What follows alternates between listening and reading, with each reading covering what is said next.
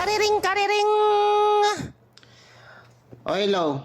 Hello sir, malilate ako ngayon. Na naman?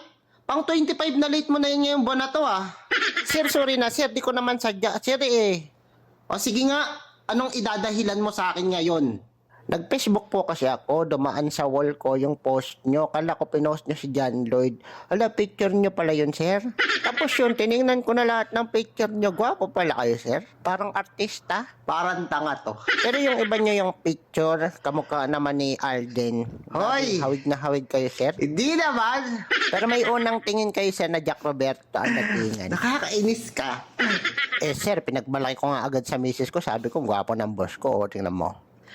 Para tong timang. Ang swerte pala namin, may artistahin kami, boss. Nakakagana pumasok. Grabe. Ba't mo kasi tinignan yung mga ano ko?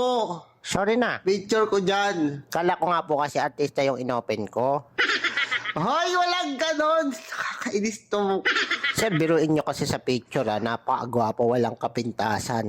Artistang artista yung dating, di ba? Hindi naman. Nakakasar ka.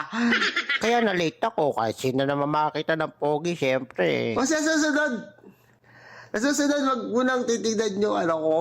Nakakainis. Sige, sir, nagwapuan lang ako. Sige Ito na. naman. Okay na sa akin yun. Thank you, sir. Tutunda mo ho.